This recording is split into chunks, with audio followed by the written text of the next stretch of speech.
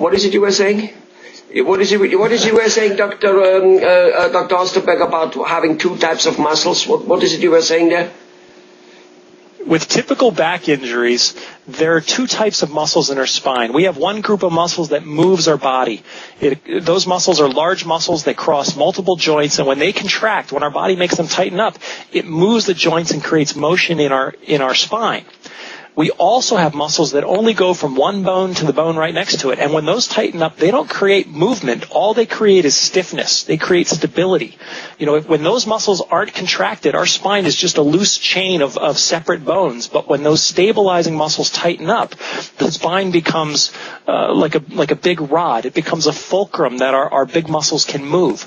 And most back injuries happen when those stabilizing muscles are fatigued, or they're tired, or they're weakened, and they may become weak and not be able to contract, or they might just be delayed and be slow. And it takes something as simple as shifting your shoulders, moving your upper body as you shift to get out of a chair, or to get out of the car, or to bend over and pick up a cup of coffee. And just that little shift, all of the joints are stabilized, but there might be one or two that isn't. And that joint stretches because the muscles were too slow to protect it. And then we get a little tearing in some soft tissue. We get some fibers being torn in a ligament or in a disc. That sets off an inflammatory response. We get inflammation. That irritates the nerves. Then we get muscle spasm. And now that patient's going to have an episode of acute back pain for anywhere from 3 to 10 days, where they're going to end up in our office. And it's all because of a little muscle that was delayed in firing in the spine. So our goal is to get them through that injury. The healing process has to happen. The swelling has to go down. The muscle spasm has to be relieved. They need to restore normal motion, but none of that is going to prevent that problem from coming back. Only exercise that helps train those little stabilizing muscles to make them fast and strong is going to prevent the same injury the next time they get tired.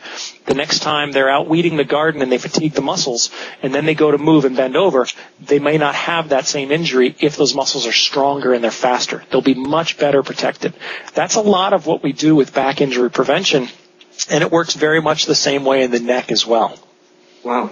How long does it take, more or less, to get a out-of-shape person, a person where you can suspect that he has some of those muscles not firing? How long does it take him to get in, relatively functional shape back? A week, a month, a year? I've explained to you in the past that we do some testing with our patients. We run them through a series of 25 tests. It's called a qualitative functional capacity evaluation. And what we do is we have normal data. We know what we know what the results should be for the average grown man who doesn't have any back injuries. We should know what the results should be for the senior citizen woman who doesn't have any neck problems. So when we're having a patient do a test, we get to compare it to what is normal. And that's really nice, because we may run through the test with you and we may find out that 17 of those tests are fine, but we've got a couple of them that are really bad. And I may show you that, your strength in your lower back is only 13% of normal.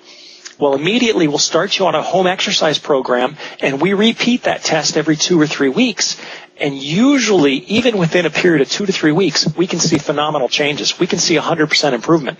Now, you may go from 13% of normal to 26% of normal, and you're still not back to where you need to be. But we can measure and motivate that patient by showing them, you've made a lot of progress. Keep up the good work. You're on the right track. So that's what we do. When we're done treating the patient in the office, we've achieved relief from the injury and the pain. We'll get them exercising, and we'll monitor them until they're back to normal, or they're as good as they're going to get, and then we discharge them from our care and hope that they never need us in the future. But if they do, we're there for them. Well, here we have it. Dr. Osterberg, an evidence-based chiropractor, based the treatment on evidence, based the prevention